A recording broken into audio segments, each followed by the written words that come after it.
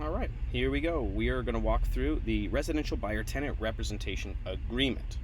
Okay, this is what you send out to your buyer clients at the early stages along with your IABS. Okay, this is letting them know that you are going to represent them from this point forward. So any conversations that you have, that you have their best interests in mind. Okay, so here's the client's information, their address, our brokerage, our address, all the information that you can put in from there. Pretty self-explanatory. Okay. Client grants to broker the exclusive right to act as client's real estate agent for the purpose of acquiring property in the market area. So now we need to define the means of purchase or lease, closing, market area. Right here in this one, we just put El Paso. Okay.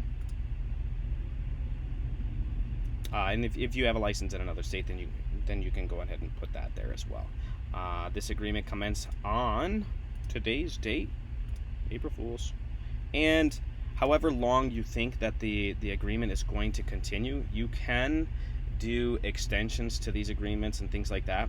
But just try to average it out. So whatever part of the process they're in, they're at least 45 days away. So I like to go at least 60 if they're ready to go already.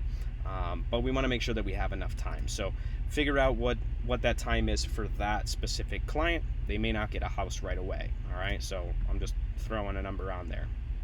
But there's more thought into the term. Okay. The next thing is looking down here. When you go through the signing, it'll be your initials as the agent here and your client's initials, both here. Okay. At the top of each page, it is buyer tenant representation agreement between. It'll be the agent's name, so you can see that it's already populated because of the names that I put in early. Thomas Folden, Yvonne Folden, and then this would be the agent of Cornerstone Realty LLC. So it would be your name there. Remember, I used Thomas Allen. Okay. Acquiring property in the market area. Again, we define this as El Paso. Okay. We talk to them about intermediary status. So we let them know, hey, if I see a property that's represented by my brokerage, are you okay with seeing those houses? And if they are, then it's okay. And if not, then you click the no intermediary status. So you'll explain this to them. Okay. Again, every document you should read through and make sure you understand the different things and explain those to your clients. Initials at the bottom. Now the commission. Okay. We are going to do 1/2 of the commission. This is what I work for. Okay. The parties agree that the broker will receive a commission calculated as follows: 3% of the gross sales price if client agrees to purchase a property in the market area. Okay.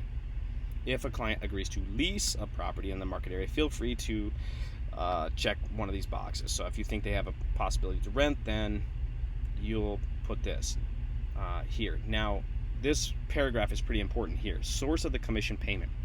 Broker will seek to obtain payment of the commission specified in paragraph 11A. This is the 3% and whatever the rent is from the seller, landlord, or their agents.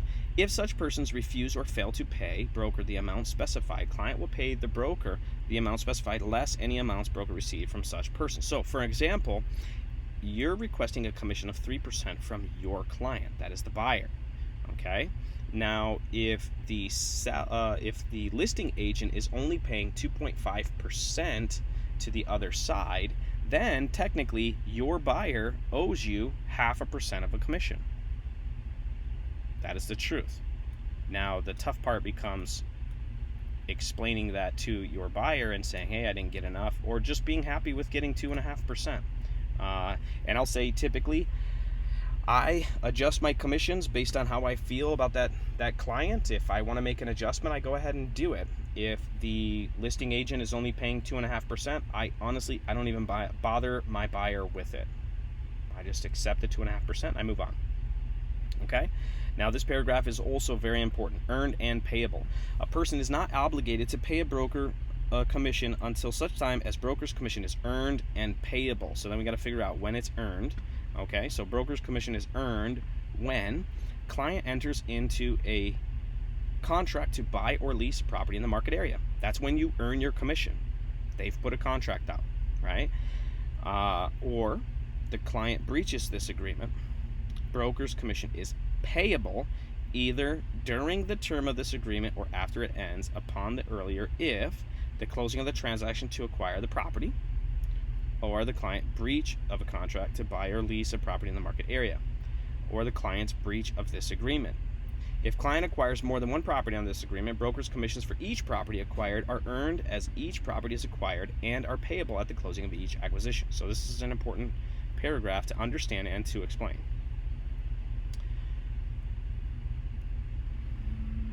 Protection period, that means once this agreement is terminated, if, let's say, for example, you've shown houses to this person and then they agree to go and purchase one of the houses that you showed them after they terminate this agreement, this is your protection period. So sometimes, I go 30 days, sometimes I'll go 90 days.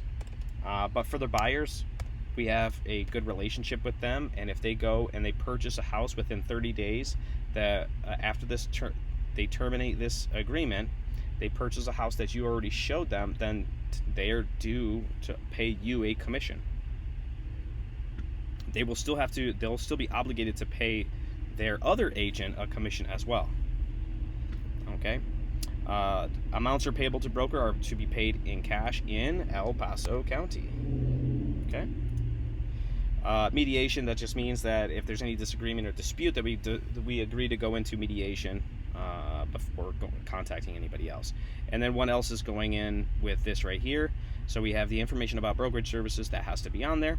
Then the general information to notice to buyers and sellers. Anything else that you need to put in here, you'll check those. Sometimes it's an other and some document that you would add as well. Any special provisions, make sure to check the rules on that piece of it. Okay. Again, the initials at the bottom. Down here, we'll enter in all of the license numbers from the IABS. Okay. Now, this is where you're going to click, it's okay for me to sign, the agent, and then you're going to put your name in there. So, this is the agent's name. I don't know why that always happens, but broker associate signature as an authorized agent of broker. This is my name, and then my signature will go on this line right here with the date. Okay, here are your clients, their signatures go here with the date, here with the date. Okay, and that's the end of this form.